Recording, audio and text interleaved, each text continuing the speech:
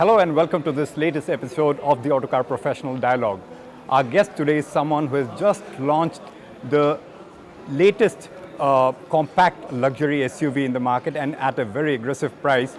So let's learn from him how did he manage to price this completely fully imported vehicle at such an attractive price. And our guest is none other than Charles Frump, who is the managing director of Volvo Cars India. Charles, thanks for talking to us. Thanks for having me today. And tell us, how did you, very aggressive price. The price keeps changing and finally you come to the sub 40 lakh, just a shade below 40 lakh. Yeah, I think we wanted to create a little bit of excitement. I think it's important to point out this is an introductory price. So if you're interested, now's the time to get down to your dealer. They have a limited number of cars at this price. But it's something that we're very eager to get the young buyers into our brand, and I think this really gives them the opportunity. So should I be within the first set of 100 customers to avail of this price? I would say you should get to your dealership as quick as you can because people are lining up. Right. And you said also this is very soon it will be also locally assembled in India. Yeah, that's what we're looking for. So at the moment we're assembling XC90 in our plant in Bangalore. We added S90. And XC60 will be the next one this quarter. So, and then, perhaps down the line we'll be doing XC40 as well, but there's no immediate plans. Okay, and once it starts assembly, will you be able to then offer this price, continue offering this price, or will it be a little difficult? I think the approach that we've taken is, whether it's CBU or whether it's locally assembled, we've taken, I think, a very good value approach. Right, so even when we've gone from a CBU to CKD model, we haven't really moved the price very much. We haven't done that for XC90, haven't done that for S90. I don't anticipate we'll do it. And also talking about local assembly, how much of localization have you achieved in the ones which you are currently assembling? I can understand still in early days, but it's still very early days. At the moment, very little local content. We're focusing on getting the assembly done, and also then getting all of our cars under local assembly. And then once we get all of our cars, set up for local assembly, we'll look deeper into the content. What's the timeline you're looking at having the entire portfolio locally assembled?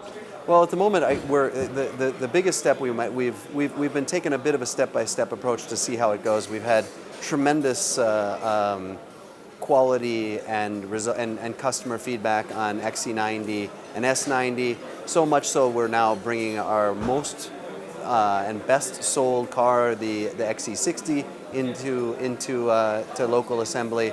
So we're going to see how all of these goes rather than talking about when the last one will be. Right now we're taking our most important car, which is XC60, and we're very much committed to make in India. Right, Charles, from 1584 units, if I'm not wrong, in 2016 to about 2030 odd in 2017. Correct, yeah. And this year you're looking at touching the 3,000 mark, if I'm not wrong. That's where we would like to be. We're looking at last year we grew at 28%. We're looking at surpassing that growth rate. A great car like this is certainly going to be a great tailwind for us, and I'm sure we'll get there. So is the XC40 what you needed to kind of really break into the bastion of the turf of the big three, so to speak, in the luxury market? I think so. I think in general the product lineup that we've had has really put us in a position where we've never really been before. I think that we've now established ourselves as a clear alternative to the Germans. Right? If you want to try something different, if you want to experience a Swedish SUV or any kind of Scandinavian experience, I think that this is something that is a unique approach from Volvo, and we'd be very welcoming to any new customer. But tell me, in a market like India, which is still emerging as an automobile industry and more so as a luxury car market, how challenging, how easy or how difficult it is to kind of really get into the consideration set of the prospective customer? Because the moment it's a luxury, it's either one of these three marquee brands from Germany. Absolutely. It's crowded. I think there is this establishment. But what gives me a lot of faith, especially for this car, is the success we've had with our SUVs in the past. So XC90, huge success in India. XC60, also very highly awarded both globally and in India.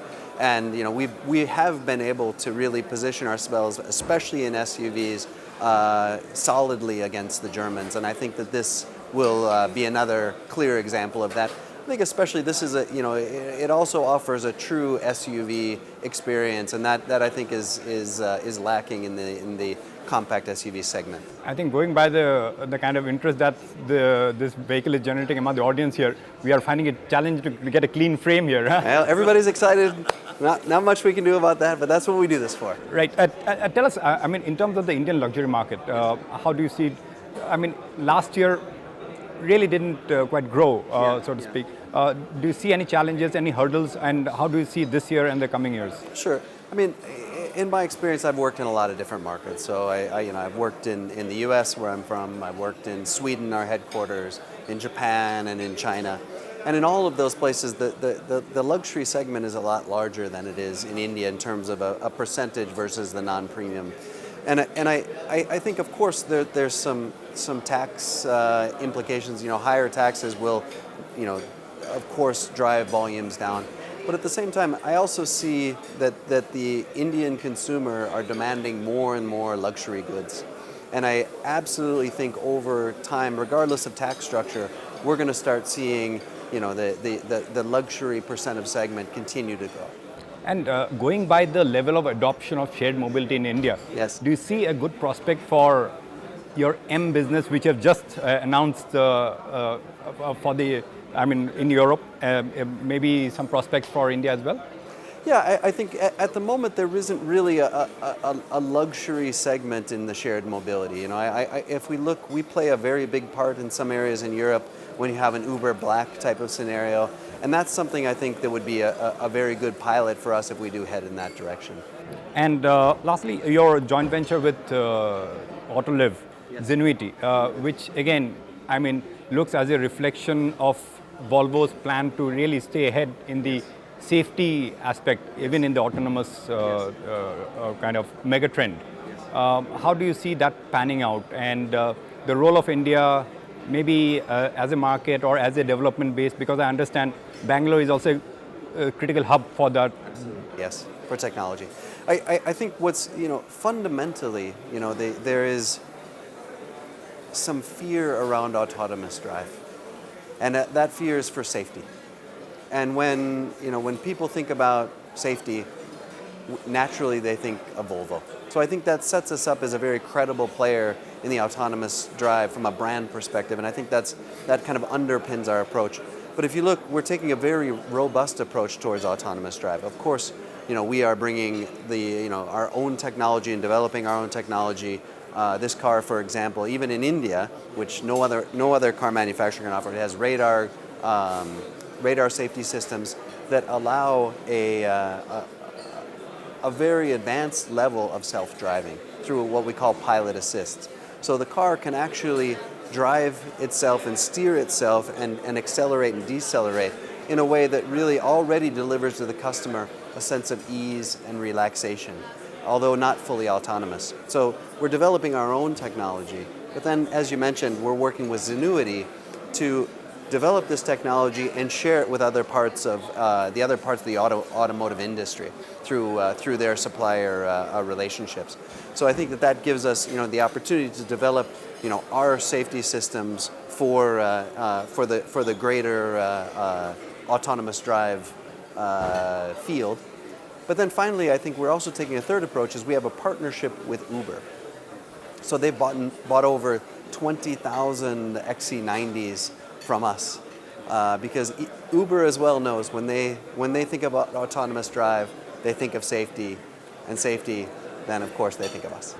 Would that partnership extend into India as well? It's something we would be open to. At the moment, we don't have anything announced on that, but I think it's a company we certainly respect and look at the possibility of doing something in India. But at the moment, we don't have anything. Lastly, Charles, if I'm not wrong, you are in the Indian luxury market. Volvo is about 5%, if I'm not wrong. That is correct. Yes. Do you when do you expect to reach across the 10% barrier? And do you see yourself becoming one of the top 3 Indian luxury market? Absolutely. Our ambitions, of course, stretch quite far in India, and we're very serious about India with with our Make in India investments, with our we recently investing in a parts warehouse here, bringing our best and our best products here very quickly, and expanding aggressively in our network. So we see a lot of that, and from a short-term perspective, we don't see a very long leap to get to 10%, and this is a clear goal for us that by 2020 we want to be at 10% market share. And then from 2020 and beyond, I think the sky's the limit. Okay. On that note, Charles, all the best, and nice talking to you again. Nice talking to you. Thank you. And thank you for watching this episode of the Autocar Professional Dialogue. Do keep tracking Autocar Professional through its fortnightly magazine and the website www.autocarpro.in, and of course our social media channels, Twitter, Facebook, and of course subscribe if you have not subscribed already to our YouTube channel. Thanks for watching this episode. Till we meet again, goodbye.